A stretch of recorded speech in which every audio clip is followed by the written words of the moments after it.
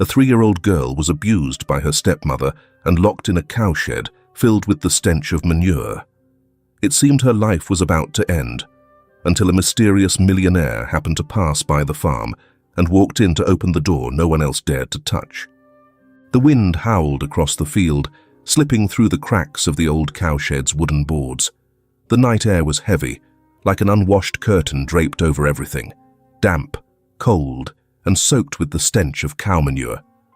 In the corner of the shed, a small child curled up, a torn blanket barely covering her shivering body. Laurie wasn't asleep. She had tried, but the cold seeped into her fingertips. The hunger twisted her stomach, and the smell of manure stung her eyes too much to keep them shut. Her mouth was sealed with tape. Even breathing through her nose made her gag. Her hands were loosely tied with an old scarf, and straw stuck to her skin. The 3-year-old no longer called out. In the early days of being locked up, she had screamed, "Daddy!" until her voice gave out. She had stretched her body, crying into the void. Not anymore. Now, there was only silence, and the only thing still moving was the heart inside her, beating out of sheer habit. Lucky, the old dog, sat by the shed door. He had been hit a few times for barking at night, called a filthy mutt who only wagged his tail for kids. But he never left. He stayed. And tonight, he stood still like an aging guard on duty. From the main house, the sound of slippers dragged across the concrete floor. Then, a voice, soft as a breath, just loud enough to drown out the wind. "You called at the perfect time." Sylvia put her phone on speaker and adjusted the collar of her cardigan. Her voice was sweet, gentle, and rehearsed like a memorized script. "She's asleep now. I told her a fairy tale, and she even asked for a lullaby." The man on the other end sounded unsuspecting. "So she's getting used to you. You're doing great, Sylvia. I feel relieved." Sylvia looked toward the cowshed, her smile as thin and lifeless as someone looking at an old, dried stain. "I'm just doing what any mother should do." The call ended. Her face fell in an instant. Her eyes void of emotion, she turned and slid open the cowshed door with one hand. Clack. The door creaked open, the hinges groaning weakly. Lucky let out a low growl, not fierce, but steady. He didn't back away. He stood between the girl and the woman approaching. Sylvia didn't even look at him. She ripped the tape from Laurie's mouth. The girl flinched and coughed, her lips cracked and stained with dried blood. "Cry again, and I'll stuff your mouth with straw." The girl didn't cry. She just looked at Lucky, trembling. As Sylvia bent closer, Laurie instinctively raised a frail hand in front of the dog, trying to shield him. Sylvia saw it. Her mouth curled. "Still calling for Daddy? I heard it. Keep dreaming. Your dad doesn't want you. He only calls me." Laurie turned her face away. "Calling me Mom now?" Sylvia scoffed, almost spitting the words out. "Your mom's dead.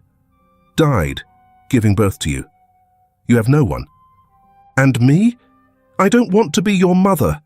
Lucky barked, low and sharp, then took a step forward. Sylvia kicked sideways, not hard, but enough. It hit his belly. Lucky crumpled with a whimper, but didn't flee. He crawled back to Laurie, nestled his head against her arm, and panted fast. Sylvia stepped outside, slamming the shed door shut like closing a coffin lid. She muttered, "Useless thing. Might as well die already." Inside the shed, Laurie sat curled up. She had no tears left to cry. The shivering came with each gust of wind, but her body no longer convulsed. Lucky pressed closer, licking her hand gently. Laurie looked up at the cracked roof above. Moonlight spilled in through the gaps, scattered like an old, flickering projector light. She spoke very softly, not sure to whom, not sure anyone would hear. "Daddy, I'm cold." The wind whistled through the wooden slats, long, steady, and colder than any answer she would ever receive. The cold still crept through the cracks of the cowshed. Dry straw stuck to the ground like tiny thorns. In the dark corner, Laurie sat, huddled, her tiny hands covering her head, trembling, not from the cold, but from fear. The squeak of dragging slippers stopped right outside the shed door. Click. The door swung open. "Still showing your face here, huh?" Sylvia growled. "How many times do I have to tell you, you disrespectful little brat?" Before Laurie could answer, the woman's hand struck her. Her cheek snapped to the side, her lips split open, but not a tear fell. Just a faint whimper, like the last reflex of a soul running on empty. "You think you're some kind of princess? I'm so sick of you." Each word landed with the swipe of a broomstick. Sylvia no longer wore the gentle mask of a proper woman in front of her husband. Right now, she was just a beast in human skin, pouring the frustration of her whole life onto the fragile body before her. Lucky, the old dog, lunged forward. He barked loudly, placing himself between Sylvia and Laurie. Sylvia snarled, swung the broom straight at him. Lucky dodged the first strike, but when the broom came down again, it hit him. He crumpled with a yelp, then turned and ran. Not from fear, but because he knew. This time, he didn't have the strength. A lonely dirt road. At that moment, a grey SUV stopped by the rocky roadside. Inside, Richard Hale, the man people called a millionaire but who called himself What's Left, sat still. What was left after an accident that had taken both his wife and his 3-year-old daughter. The dashboard light cast a pale glow across his face, deep-lined after 3 silent years. On the passenger seat, an old leather notebook lay open to its final page, the ink slightly smudged. "Your 3rd birthday. If you were still here, what would you want? Mint ice cream? Or just to be held in silence?" He read it again and again, then closed the notebook and slipped it into his coat pocket. Richard hadn't come here for business. No appointments, no meetings, just because tonight's cold felt like the night everything ended, and sometimes memory needs no reason to drag you back to where it all began. The SUV shook, the engine light flashed red. He cursed under his breath, pulled out the key, and reached for the door. When a shadow appeared near the roadside, a dog, grey-black fur, a limp in its hind leg. Around its neck, a worn cloth collar with the word Lucky. It didn't bark, didn't growl. It just looked at him, as if it had been waiting. "What now?" Richard muttered. The dog stepped closer, hesitantly. Then it gently bit the edge of his coat, tugged, let go, tugged again. Richard frowned. "You hungry?" "I've got no food, and I'm no vet either." The dog didn't blink, then walked a few steps, stopped, looked back, walked further, stopped again, looked again. Its eyes weren't just a dog's. They were the eyes of something that knew. Richard stayed put, hands in his pockets, thinking. Part of him wanted to turn away. But the dog came back, this time more insistent. It pushed its head against his leg, clawed the dirt, whined softly. Not begging, pleading. "God damn it," he muttered. He grabbed a flashlight from the trunk, switched it on, and followed. The wind grew colder. Tall grass scratched at his pants. Ahead, an abandoned farm, bent tin roof, broken wooden fence, and at the end of the path, a silver-grey cowshed, old and haunting. The flashlight swept across the ground, smears of blood. Richard's chest tightened. A loud thud came from inside. He quickened his pace, a whimper, then silence, then a weak bark. The shed door was ajar. Wind whistled through the slats. Richard raised his hand and pushed the door open, and froze. What lay before him was a scene no courtroom could contain the guilt for. Laurie, curled up in damp straw, surrounded by dried blood.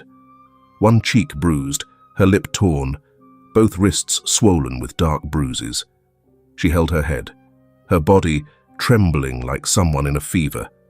On her wrist, a faint, blood-specked plastic heart tied with a string. Simple, small, but unmistakably familiar. Because Richard had tied the same kind to his daughter's wrist once. He couldn't move.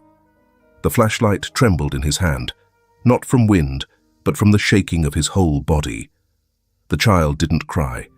She just looked at him, a silent look. No belief, no hope, no plea. Just waiting. Across the shed, Sylvia stood gripping the broom, breathing hard, her eyes wide, her mouth ready to speak. She's just a kid. She fell. Stop. Richard's voice cut through the air like steel. Low, so low even the wind went still. Drop the broom. Sylvia's grip tightened, her expression changed. Who are you? You can't just... Lucky growled. This time, a sharp, blade-like growl that sliced the silence. Richard stepped forward, pulling out his phone. I've already called the police. If they're late, I'll drag you onto every headline in the country. He knelt down, gently lifted Laurie from the straw. She was light as air, but the tremble in her body made him feel like he was holding stone. You're safe now, sweetheart. I'm here. Laurie didn't answer, but her chin rested on his shoulder, trembling like the wind at winter's end. One tiny tear slipped down her cheek, quiet and small, but this time, someone saw it. Inside the SUV, speeding through the night, Richard Hale fought to keep his hands from shaking. Laurie was wrapped tightly in his coat, her tiny body no larger than a folded sleeve. Her eyes were shut tight. Her breathing was shallow, but it was still there. That, at least, was certain. He drove with one hand, holding her firmly with the other. Her head rested against his chest. Her tangled hair clung to his coat. Bits of straw stuck to her back. From time to time she flinched, like someone brushing against a wound that hadn't healed. He held her closer. At the ER entrance, a nurse caught sight of them and pressed the emergency buzzer. A wave of doctors poured out like a tide. Richard leaned down, handing Laurie over as if surrendering a broken piece of life. Dr. Rachel Bennett, the chief pediatrician, flinched at the sight of the injuries. She only managed to whisper to Richard, "Critical condition. Too many. Very bad signs." As Rachel gently placed the child on the stretcher, she leaned in and asked softly, "What's your name, sweetheart?" There was no response, but as Richard bent down and whispered in the child's ear, "I'm here. No one's going to hurt you anymore." Laurie opened her eyes. Her lips were dry, cracked, but one fragile word slipped out. "Mum." Rachel asked, "Who is your mum?" The girl looked at Richard, then said, "Mean." Just one word. But it was more than enough. The stretcher disappeared behind the doors, and only then did Richard hear it. The soft, steady clack, clack, clack of claws on cement. He turned, startled. It was Lucky. The dog limped toward the building from the darkness, covered in scratches, one ear torn, muzzle stained with dried blood. But his eyes were still open, and fixed straight ahead, toward the hospital door. A nurse cried out, "There's a dog!" Richard stopped her. "Don't! He's the kid's friend." Lucky reached him, staggering, then collapsed. His chest heaved, but he kept his head up. A man in a white coat appeared from inside, name tag gleaming. Doctor. Jeff Wallace, on-call veterinarian. He had just arrived for an emergency call on a stray when the nurse flagged him down. Wallace knelt beside the dog. Dislocated joint, minor blood loss, cold and exhaustion. "But he's savable," Richard nodded. "Save him. He deserves it more than anyone I've ever met." Lucky was lifted onto a clean cloth stretcher. He didn't bark, didn't resist. He just gave Richard one last look. Deep, slow, like a silent goodbye. Meanwhile, Laurie was wheeled into the trauma room. Rachel scanned her injuries. She had never seen a child survive this kind of damage and still be breathing. Left hand, severely bruised. Right leg, hairline fracture. Abdomen, deep bruising as if struck repeatedly. Lips, split, parched. Wrists, rope marks. Back of the head, old swelling. No one could tell how long it had been there. Richard stood outside the glass wall, fists clenched. His throat was dry as sand. He stared in, as if begging the universe to keep this little soul alive. About an hour later, Laurie was transferred to the recovery wing. Her condition was temporarily stabilized. Sheriff Grant arrived. He approached Richard, notepad in hand. "You the one who called this in?" "Yes." "What's your relation to the child?" "None. I was passing by. Her dog pulled me to the cowshed." "What do you know about the person who did this?" Richard took a deep breath. His voice was steady and cold. "A woman who claimed to be the stepmother. I saw her strike the child with a broom, directly, clearly, no mistake." "Any confirmation?" "Yes, from the child herself." "What did she say?" Richard looked up. When the doctor asked, "Who is your mum?" she said just one word. "Mean." Grant went silent. Meanwhile, in the hospital's temporary holding area, Sylvia sat hunched on a plastic chair. Her shirt was still dotted with Laurie's blood. An investigator asked, "You confirm you were caring for the child, Laurie James?" "Yes. My husband's daughter. Her mum is dead." "Did you hit her?" "Number 5's I disciplined her. She was naughty, wouldn't eat, fell a lot. The bruises are from playing around and not listening. And the duct tape on her mouth. She screamed a lot. The neighbors complained." The answers were too smooth, so smooth that Grant chuckled dryly. "You're smart, but you forgot the one thing kids don't know how to fake." "What?" "Their eyes. That girl looked at you like she was staring straight at the devil." Sylvia said nothing. For the first time, she didn't argue, not out of guilt, but because she knew. It was already too late. In the hospital room, Laurie stirred. Her eyelids fluttered open. White ceiling, the smell of medicine, soft lights. For the first time, no broom, no yelling, no Sylvia. Her eyes moved around. She saw the man asleep in the chair beside her bed. A small sound escaped her lips, quiet, but enough to wake Richard. "Lucky."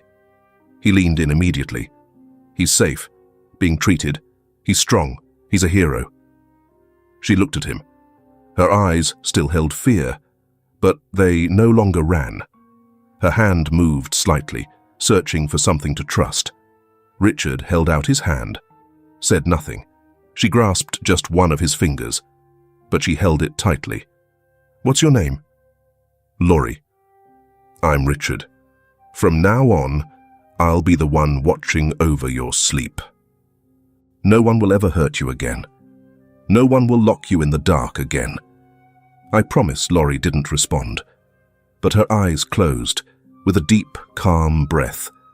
The first time someone had stayed by her side until morning. Sunlight streamed softly through the hospital window. The air was clean, sterile, fresh, but no one in that room found it comforting. In the recovery room, Laurie was still asleep. Her tiny hands were wrapped beneath a fleece blanket, white gauze covering nearly half her face. The rest mottled with bruises, as if someone had painted her fragile skin with spilled ink. Richard sat beside her, his hand never leaving the corner of the blanket, where her small hand rested, gripping it tightly, as if to make sure he wouldn't disappear. He didn't sleep, didn't close his eyes. He just sat there, as if the moment he let go, the child might vanish again. Footsteps echoed steadily in the hallway. The door opened quietly. Dr. Rachel Bennett, the attending pediatrician, stepped in, clipboard in hand.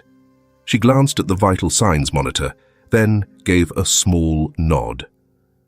She's stable, but the trauma runs deep, inside and out. Richard said nothing. Rachel sat beside him, her voice softened, turning into something more personal. I was on call 3 years ago, the night your wife and daughter were brought in after the crash. I never forgot your eyes that night, standing behind the glass, not crying, but screaming on the inside. She looked at Laurie. Last night, when I saw you carrying that little girl through the doors, I recognized those eyes again. But this time, they belonged to a man who wouldn't let her be lost. Richard bowed his head, said nothing. His hand tightened on the blanket. Rachel placed her hand gently on his shoulder. I don't know who she is to you, but if you want to stay, then that child just got a second chance to live. In the town of Granger, the air was heavy, quiet in the way that only follows after something unspeakable. The story of the little girl locked in a cowshed, bound and gagged, was no longer a rumor. But people still only spoke with their eyes, not their mouths.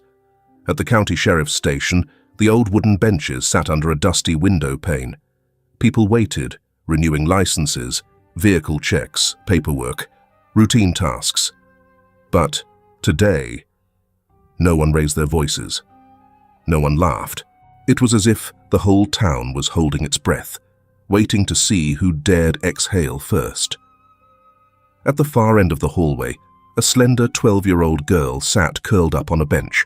Her braided hair was neat, tied behind her back. Beside her sat her mother, Sarah, pale-faced, gently rubbing her daughter's leg. Emma. She stared at the tiled floor, but her tear-filled eyes didn't look away. She didn't cling to her mother's arm like a child. Instead, she gripped her own hands, so tightly her fingernails left marks on her skin. The wooden door opened. A deputy stepped out, scanning a clipboard. Sarah, your daughter's name is Emma. The mother nodded. Yes, she has something she needs to say. Sheriff Grant sat across from Emma. He wasn't in uniform, just a button-down shirt and slacks. His hands rested on the table, careful not to make her feel interrogated. Emma looked up.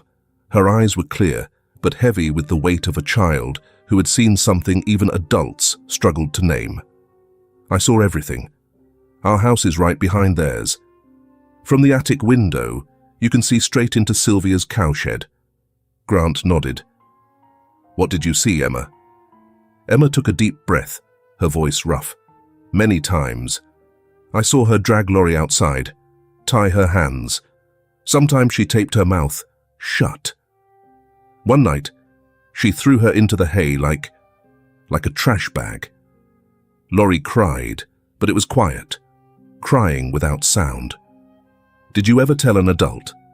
Emma shook her head, eyes downcast. I wanted to tell my mum, but one time I ran across Sylvia's front yard, and she stared at me. Then she said, "You talk too much, kid. You won't stay safe." She didn't yell, but her eyes, they made me freeze. She paused, then added, I thought maybe I was imagining things, but that night I couldn't sleep. The next day, I didn't go near our backyard again. Every time I saw Laurie, I wanted to say something, but I wasn't brave enough. Emma clenched her fists, lifted her head. But if I keep quiet, she'll still be in that shed, and next time, there won't be a chance to fix it. Sheriff Grant looked at the girl before him. In that moment, she was no longer just a child. She was the first person to say aloud what the entire town had quietly ignored. You didn't just witness something, you saved a life. You opened the door. In a small office at the station, Blake Rogers, former head of the local community board, sat across from Grant. He was neatly dressed, hair combed to the side, but his shoulders were hunched as if bracing for something. Grant set a file on the desk. You'd heard complaints about Sylvia. Yes, but they were rumors. No one brought me proof. I couldn't just assume. Did anyone tell you not to ask? Blake avoided his gaze. I didn't want to stir things up. In a small town, keeping the peace matters more than sticking your nose in someone's family." Grant smirked, not amused. "And how peaceful was it for the little girl tied up, beaten, and left in a cowshed?" Blake fell silent. This silence wasn't defensive. It was self-confrontation. Moments later, he pulled a signed letter from his pocket. A resignation. "I'm not fit for this position anymore." Grant nodded, his voice at last a little softer. "You're doing the right thing, even if it's late." That afternoon, an old dust-covered pickup truck pulled up in front of the station. Out stepped Mark James, Laurie's biological father. His eyes were red, his hands shook, his face was closed off. Sheriff Grant waited, but before he could speak, Mark slammed his hand on the desk. "Where is she? Where's Sylvia? What did she do to my daughter?" "Sit down," Grant said calmly. "My daughter used to fall asleep on my chest. That woman once promised to raise her like her own, and I believed it. I believed it so much, I didn't even see her slowly disappearing." Grant said nothing. Mark lowered his voice, fists clenched. "I don't want to forgive her. Not Sylvia. Not even myself." Grant slid a photo across the table. Laurie, in a hospital bed, bruised face, battered wrists, wrapped in a white blanket. Mark looked at it, and for the first time, he cried, without a sound. "Sweetheart, I'm so sorry. If only I'd never left." Back at the hospital, the room was still white. But now, a pillow was propped behind Laurie's back, a small foldable table stood beside her bed, and a brand new stuffed bear sat next to her. Milo, with a red knit scarf and slightly crooked stitched eyes that somehow looked real. Laurie wasn't afraid of it. On the contrary, she hugged Milo like it had always been there. Outside the window, the sunset spread gently. Its pale gold lit up the bear, the chair, and Richard's hands as he carefully peeled an apple, each slice thin even, practiced like a man who'd done this many times before. On the tray sat a small meal, porridge, boxed milk, a few crackers, and a hardcover children's book, Milo the Rabbit and the Flying Pinwheel, a story Richard had read to his late daughter more than 20 times. Laurie ate in silence, small spoonfuls, her cheeks still pale, but her eyes were different. She looked around, at the pillow, at the book, at him, not to be on guard, but to see. The objects that meant nothing yesterday now had form, had warmth. After the meal, she didn't sleep. Richard didn't ask. He just sat beside her, opened the book, and read. Milo, the rabbit, couldn't fly. But he knew how to wait for the wind. And the wind always comes when someone truly wishes it. Laurie said nothing, but she rested her head against the pillow, eyes open, no longer hiding. A while later, she asked softly, "Uncle, will my dad come back?" Richard closed the book and looked at her, his voice steady. "He's on his way, and this time, he won't stay behind the door." Laurie turned toward the wall, still hugging the bear. Her voice broke, not from tears, but from a question no one had taught her how to ask. "Does he still love me?" Richard sat up straighter, no rush in his tone. "I don't know. But if he's sitting next to you today, it's not because he loves you. It's because you're still here. To give him a chance." Laurie didn't cry, but something in her eyes loosened, as if something had cracked or begun to melt. She turned to him, stared for a long while, then asked, "How long will you stay?" Richard didn't answer right away. He gently lifted her hand, like holding a sprout, and placed it in his palm. "As long as you need me." Laurie closed her fingers, just slightly. Her eyes still held fear, but now there was a trace of something else. Trust. A new day had begun. The dew from the night hadn't fully lifted yet. Sunlight filtered gently through a thin layer of clouds, casting a soft golden light over the old hospital roof. The leaves outside the room still held droplets of water, falling in tiny beads onto the grey concrete below. The air was clean but crisp, like an early autumn morning trying to breathe again after a heavy night. In the recovery room, Laurie was already awake. She didn't cry or stir. She simply opened her eyes and looked around, a gaze that wasn't guarded, but not yet trusting either. Her stuffed bear, Milo, rested in her arms.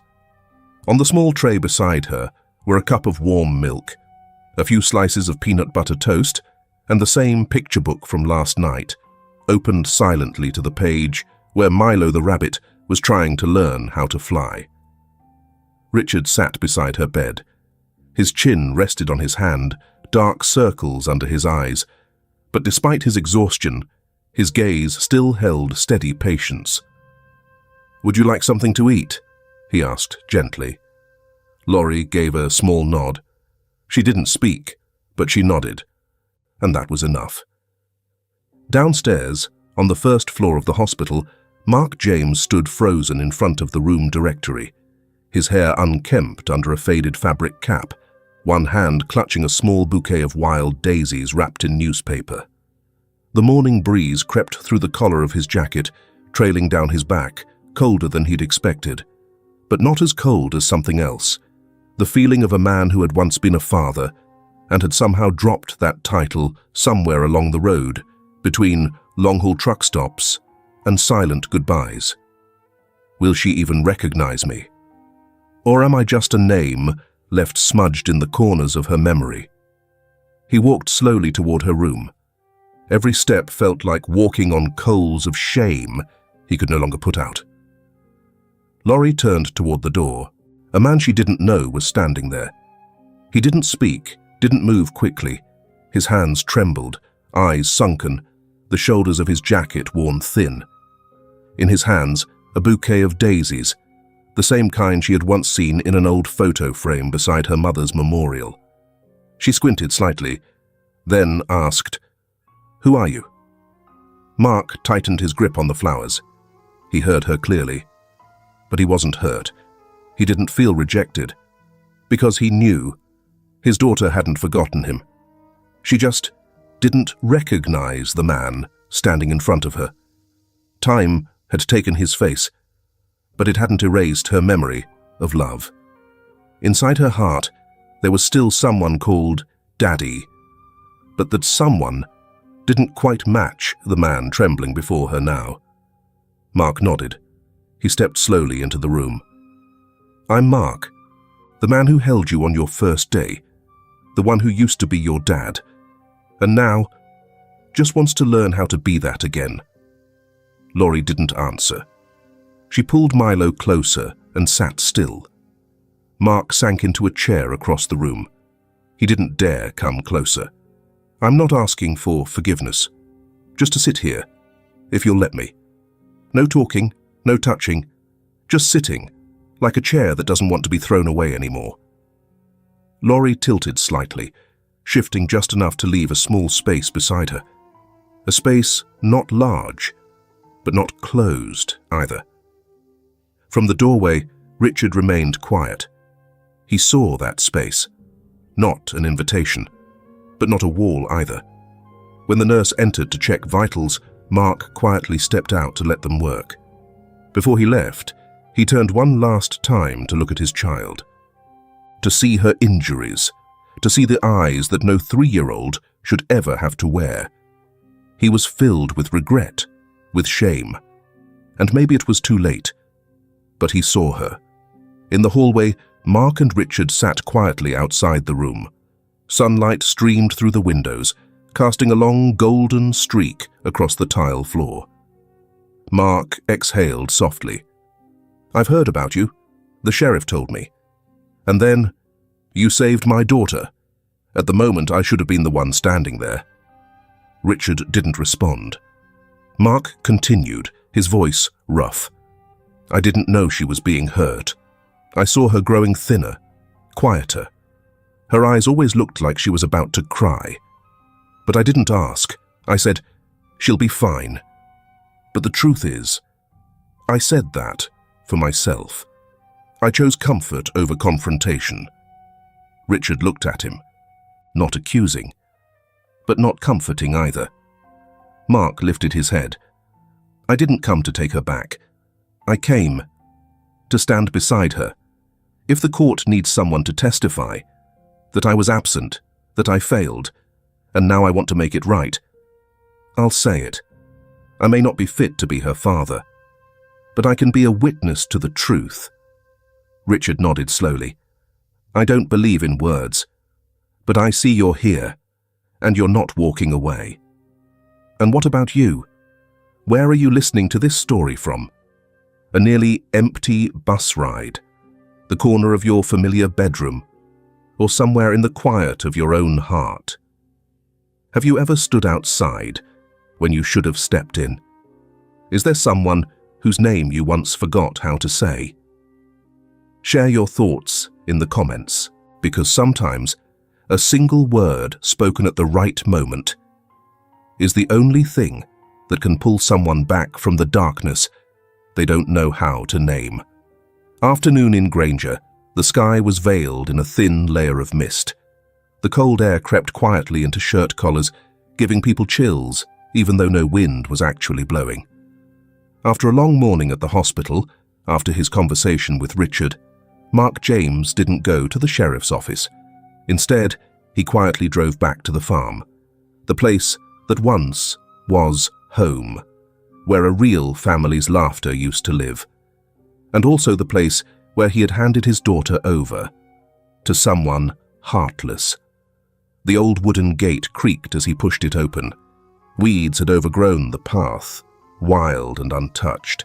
The garden tiles were cracked, patches of mud surrounding the dried-up well.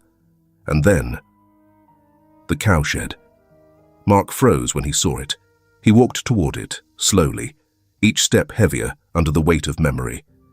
This was where Laurie had been locked in, through the night, surrounded by the stench of livestock, moldy straw, and freezing air. He sat down, ran a hand over the damp-stained straw. No one needed to say anything. He saw and understood. My daughter was here. Tears fell. Quiet, but suffocating. He placed his hand on the coldest spot of the shed floor, as if trying to apologize with his whole body. Daddy's here, Laurie. I'm sorry. I came back too late. He stood, walked into the house. The old front door groaned open. No one was there, just silence so thick, even his own shadow on the floor felt like a stranger. The living room was covered in a light layer of dust. The rug in the center was frayed around the edges. On a wooden shelf against the wall sat an old doll, missing hair, one arm broken, its face still smeared with dirt. Near the window, crookedly taped to the wall, was a piece of crumpled paper.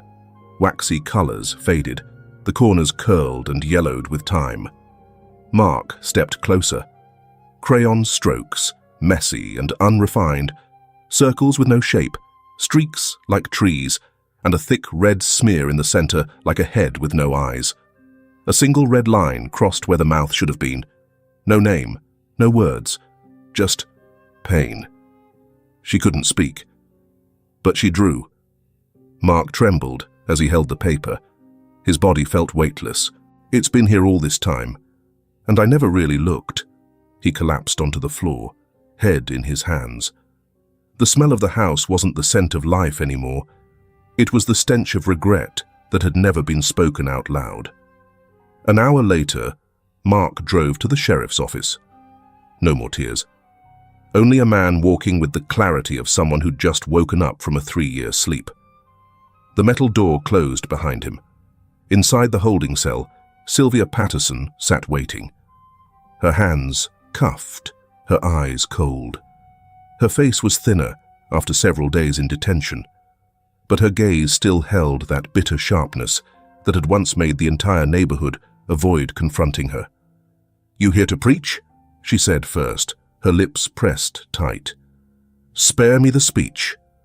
Mark walked up, but didn't sit. I came to look into the eyes of the person who beat my child, locked her in a shed, and taped her mouth shut, out of hate. Sylvia chuckled bitterly. Don't act so wounded. You weren't there. You left everything to me. I fed her, washed her clothes, taught her. While you were gone, Mark met her gaze. I was absent, but I never touched my daughter with hate. Sylvia hissed through her teeth. You loved her because she was Anna's. Every time you looked at her, I saw myself disappear. I tried to accept it, but I hated her. I hated the way she looked at me, like I was a stranger. Mark stepped closer, voice low. I used to think I was the worst of us, but now I see I was a coward. You were cruel. Sylvia stiffened. Mark lowered his head, voice slow and deliberate. I trusted you, so much that I didn't see my daughter dying a little more with every year I stayed gone. You called her your child, but every time she cried, you yelled, you hit, you threatened. I have nothing left to say to you, but I will do one last thing that's right, as her father. I'll stand before the court and tell them everything, even the things I was too afraid to see. Sylvia said nothing. Her lips trembled, eyes filled with tears, unclear whether from fear or because it was all simply too late. The sharpness in her eyes faded, and something else appeared, a hollow, like someone delivering their own verdict before the judge ever speaks. For the first time, Sylvia's eyes weren't cold. They were lost, like someone who had finally condemned herself. Mark turned to go. The door closed behind him with a dry click. He stood still in the hallway for a few seconds, exhaled, like someone finally breathing after years of choking on silence. As he turned to leave, he paused. At the far end of the hallway, on the bench outside the holding cells, sat Richard Hale. He hadn't knocked, hadn't spoken. He had been there. No one knew how long, but long enough to hear everything. His hands were clasped on his knees. Beside him, a thin folder, paperwork prepared for the upcoming hearing. His dark coat neatly pressed, the cuff folded in a familiar crease. A small detail that only someone who had once been a father would care about, especially when stepping into a courtroom where he refused to show up, disheveled. Richard didn't speak. He just looked at Mark, and Mark. He didn't need to ask. He already knew the man had heard it all. They looked at each other. No one needed to explain. No one needed forgiveness. And in that soft golden light streaming through the window, a father, not perfect, was beginning to stand for his child for the first time on both feet. Just a look from a man who had once lost to another who had just begun to rise again. A look that said, "We're doing the right thing." Mark gave a small nod, then turned and walked toward Sheriff Grant's desk, where he would sign his official statement. For the first time, that signature didn't represent obligation. It represented awakening. That morning in Granger, the town was no longer the quiet, sleepy place it had always been. Local media gathered outside the county courthouse. Residents arrived silently, in steady numbers. They carried no signs, no outrage, no chants. They simply came, as if fulfilling a quiet duty, to witness justice for a child once locked in a cowshed during a freezing winter night. Earlier that morning, at the hospital, soft daylight filtered through the recovery room window, casting a warm glow over the white bed and a brand new box of crayons. Laurie was coloring, her tiny hands drawing rounded lines with careful strokes. Beside her sat Milo, the teddy bear, now with one button eye stitched back in place and a new red scarf around its neck. Richard sat across from her, holding a small coat and a cup of warm milk. "Today is a special day, little one. People will be talking about you, about what happened. If you don't want to go, that's okay too. Laurie didn't answer. She looked down at her drawing, a simple picture of a house, a dog, and a grown-up holding the hand of a small child. If Milo goes, I'll go too, she said quietly. Richard gently squeezed her hand, unable to hide the emotion in his eyes. No one had expected a 3-year-old to walk into a courtroom to reclaim justice for her own survival. The car stopped in front of the Granger County Courthouse on a misty morning. The sky was muted gray, like it was holding back something it hadn't yet said. The air wasn't cold because of the weather, but because of what was about to be revealed. Richard opened the car door and carefully lifted Laurie out. She wore a simple white dress, clutching Milo tightly. The red scarf around the bear's neck was clean, a small gift from Richard, now her quiet talisman. Mark was waiting at the courthouse steps. He said nothing when his daughter approached, just nodded softly, eyes downcast. 3 people, a child and 2 imperfect fathers, walked through the heavy courthouse doors under the silent gaze of those gathered outside. No one spoke, but everyone understood. This wasn't just a trial for a crime. It was the end of collective silence. Inside, the Granger courthouse was modest. Worn wooden benches, white-painted walls, and a high ceiling lit by warm yellow lights. The gentle glow seemed intentional, so as not to shatter the fragile atmosphere that had settled over the room. Sylvia Patterson sat behind the defendant's bench, her face pale, her eyes still sharp but no longer threatening. Her hair was unkempt, her hands cuffed in front of her. Once praised as a model stepmother, she was now just a name, followed by the word criminal. Laurie sat between Richard and Mark. She didn't cry. She didn't speak. Her tiny hand rested gently on Richard's sleeve, a reflex, like her body already knew. This was the safest place. Emma was the first to testify. The 8-year-old gripped her mother's shirt, eyes glassy, but her voice was clear. I saw Laurie locked in the cowshed. I asked about it, and she yelled at me, said if I was nosy, I'd die early. I was scared. I didn't tell anyone, but every night I heard her crying, really soft, like she didn't want anyone to know. A sob came from the gallery. Emma's mother pulled her close. Both cried together. The room grew heavier. Then another voice stepped forward, strong, unwavering. Dr. Rachel Bennett, the pediatrician who treated Laurie, took the stand without needing introduction. I received Laurie in a state of severe hypothermia. She had an old head injury, multiple layers of bruising on her arms, and red marks around her mouth, consistent with duct tape. But the most painful part wasn't physical. It was her eyes, not panic, just emptiness, like a child who had already learned. No one is coming. She stepped down, no further words needed. Silence carried the rest. Then came Sheriff Grant.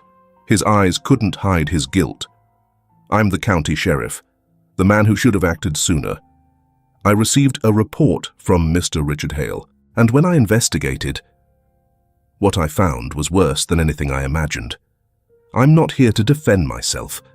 I'm here to admit the law was late. But this time, it showed up. Mark James, Laurie's biological father, didn't wait to be called. He stepped forward, no papers in hand, no excuse in his eyes. I'm Laurie's father, and I was silent. I came home and saw the way she looked at me, but I didn't ask. I saw the drawing she'd taped to the wall for 3 years, a circle with no mouth. And I never really looked. I wasn't deceived. I chose not to know. As eyes lingered on Mark, another figure rose from the front row. Richard Hale. He didn't raise his voice, but the room stilled as he spoke. I share no blood with that child. I was just a man driving by that night, and I heard crying from a place no one should ever cry. I didn't save her. She saved me. With that look, with that first hug, with the trust she should never have had left. Richard didn't bow his head. He didn't pretend to be strong. He let the truth settle in the center of the room. And then, from the back row, Blake Rogers, the community leader, stood up. He removed the pin from his jacket. I never hurt anyone, but I stayed quiet. I got reports. I heard kids say, "Laurie always sleeps out there." And I said, "No proof. Don't get involved." I called it keeping peace. But really, I kept evil undisturbed. He laid his badge down on the witness podium. I resign. I'm not here for forgiveness. I'm here, so I won't be silent again. Following the testimonies, the judge struck the gavel. Sylvia Patterson was sentenced to 10 years in prison, with permanent restriction from contact with minors. The courtroom remained silent. No applause, no cheers, only eyes, once silent, now turned to Laurie with something like penance. Mark stood beside Richard. Before them was a legal guardianship document, Laurie's name printed clearly in the top corner. A court officer handed Mark a pen. He didn't take it right away. Instead, he looked at Richard, then at the child curled in his arms. Laurie didn't turn away. She just held Milo close, resting her cheek on Richard's shoulder, a familiar, safe place. Mark took a breath, and for the first time that entire trial, he spoke, softly, but each word landed clear. I don't expect her to forgive me, but I want at least a part of her burden to finally be held by the right person. He leaned down, signed. The signature was steady, even, not a line out of place. Richard said nothing. He simply placed a hand on Mark's shoulder, not as praise, but as recognition. From one man who had lost everything, to another man finally starting to try. 1 hour later, after the crowd had left the courthouse, the news was everywhere. Local headlines exploded. Social media flooded like a wave. The Granger Tribune ran the bold headline, "The Demon in the Cowshed, the Dark Side of a Stepmother." An editorial spread like wildfire. Granger used to be silent. We used to say, "It's not my business." But today, we no longer have the right to say, "I didn't know." Images circulated, Mark and Sylvia, captured after the hearing. The caption read, "One hit, one looked away." Mark never fought back, never made a public statement, never wrote a rebuttal. That night, he stood alone on the porch of a rented room, holding a folded newspaper in his hands. He read, then said nothing. No anger, no denial, no avoidance. Because he understood. A real father isn't someone who defends himself well. He's someone who knows when to stay quiet and when to act while there's still time to make things right. That afternoon, the trial ended in silence. No cheers, no applause. Just the soft sound of footsteps leaving the room where, at last, the truth had been called by its name. In the long hallway outside, Richard sat on an old wooden bench, holding Laurie in his lap. She nestled against him, hugging Milo the teddy bear as always. Her eyes were half closed, tired, but not afraid. In her small hand was half a cookie, crumbs scattered on her white sweater. Mark followed behind, still in the same old white shirt, still standing with that slight lean forward, like someone always about to step closer, but stopping just at the edge. And then, Laurie lifted her head and whispered softly, "Daddy, are we going home?" Richard didn't answer right away. He simply patted her back gently. Mark froze in place. That single word, "Daddy," so light, so simple, landed like a punch to the chest, not because she called the wrong person, but because she chose to say it, on her own, without being told. He turned his face away, and within that pain came a realization. She doesn't need someone to play the role of dad. She just needs someone to be there when she's scared. And this time, that someone isn't me.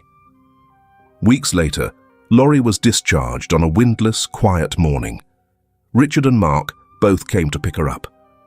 The guardianship papers had been signed. Richard's small home now had a child's bed, a coloring table, a nightlight shaped like a bear, and a little girl learning how to smile for real. Laurie no longer flinched at the sound of thunder. She called Richard Dad like it had always been true. She didn't call Mark anything. But every time she saw him, she waved. She didn't avoid him. She wasn't close. But she didn't reject him either. Mark often came in the late afternoons. He didn't go inside. He just stood outside the fence, holding small things, a picture book, a can of milk, or a butterfly-shaped hair clip. Not to beg for forgiveness, just to be near. One evening, Richard was peeling carrots in the kitchen. Laurie sat in the living room, holding Milo, reading a book aloud to herself. She shouted, "Daddy!" read the part where the cat talks again. Richard laughed. "I'm making soup. Give me a minute." At that exact moment, Mark stepped onto the porch. He heard it clearly. It didn't sting. It just settled quietly. He sat on the doorstep and placed the book on his knee. He didn't knock, didn't ask to come in. He just sat there, like someone who knew he had missed something beautiful, but was grateful to still see it from a distance. Maybe. I don't have to be the one she calls. Maybe it's enough just to be the one who stays. On a damp afternoon, a light rain began to fall. The backyard gate creaked open. Lucky, the old dog, walked in, back hunched, one leg still limping. His fur was still scruffy, but his eyes held more light than the day he was rescued. Laurie screamed, "Lucky!" Without waiting, she dashed outside like a gust of wind. Richard jogged after her, laughing quietly. Mark froze, his heart twisting. Lucky didn't bark. He gently tugged on the red scarf around Milo's neck, then laid down on the porch, resting his head on Laurie's feet, as if he'd never been gone. A veterinarian later said, "I've never seen a dog survive purely on instinct, to protect." One day, Laurie asked, "Daddy, do we have a mum in our house?" Richard sat beside her bed. "Number? But we have you. And when we have you, our house doesn't feel like it's missing anything." Laurie nodded, then turned to hug Milo. Her eyes closed, no fear, no panic. Just sleep, like a child who finally knows she is safe. A few months later, after the storm surrounding a 3-year-old child had passed, the farm was peaceful in a way it had never been before. Not because nothing happened anymore, but because for the first time, people had learned to look at each other with honest eyes. And in a small house at the end of Claymore Street, sunlight poured across the yard. Children's laughter echoed from the porch. Laurie, once the girl locked in a cowshed, now ran barefoot through the garden, a red scarf tied around her neck like a superhero's cape. It was a very special morning, Laurie's first day of preschool. She wore a pink dress, carried a bunny-shaped backpack, and held Milo the teddy bear in her arms. Richard tied her shoelaces. Mark stood nearby, carefully labeling her star-shaped lunchbox with Laurie, Little Bear Class. Lucky, the old dog, lay under the plum tree, eyes half closed. Though aged, he still refused to let her go to school without a proper send-off. Laurie looked at the two men, not confused, not questioning. She simply asked, "I have two dads, right?" Richard smiled and nodded. Mark pressed his lips together, placing a hand gently on her shoulder. Then Laurie whispered, "So after school, where do I go home to?" Neither of them rushed to answer. Richard gently smoothed her hair. "Wherever you want to go. That's where you go, because now you have 2 homes, 2 bedrooms, and 2 people always waiting for you. After the trial, Mark voluntarily left his job at the old factory, the one that had kept him away for 3 years while his daughter grew up without him. He learned bike repair near home and opened a small shop. The income wasn't much, but he could be home before sunset. He rented an apartment 7 blocks from Richard's house. It wasn't fancy, but it had a small room painted pink, a tiny bed, a few children's books, and a photo frame. Laurie hugging Lucky, with both Mark and Richard smiling behind her. Laurie could stay wherever she wanted. Some days, she came home with Richard. Some nights, she slept at Mark's. And sometimes, when a bad dream woke her in the middle of the night, she'd knock on one of their doors. And whoever opened it never asked why. They just held her close and picked up where the bedtime story had left off. One afternoon, Lucky lay stretched across the yard. Laurie sat beside the old dog, gently picking leaves from his fur. She hummed softly. Richard was tending the garden. Mark was fixing the front door lock. Laurie looked at both of them and asked, "Is it okay if I don't remember my mum?" Mark came and sat beside her. "It's okay. You don't have to remember with your mind, because as long as you're still loved, it means she never really left." Laurie looked up at her biological father, the man who had once been silent for too long, then turned to Richard, the man who had no blood tie to her. She nodded, light as a breeze. "I see my mum in both my dads." That night, Richard wrote one line in his journal. "We thought we were saving a child, but it turns out she saved us." To you, the one who has followed this story all the way here. You walked with Laurie out of that cold, damp cowshed. You sat through quiet hospital nights, entered the courtroom where truth was torn open, and, in the end, watched a home take shape. Not from blood, but from choice. Have you ever known someone who wasn't family by blood, but loved you like one? Share a memory. Because maybe your story will reach someone who needs a bit of hope right now. May you always have someone to return to, even if you don't share a last name. Because family isn't always where we're born. Sometimes it's where someone chooses to stay and walk beside us.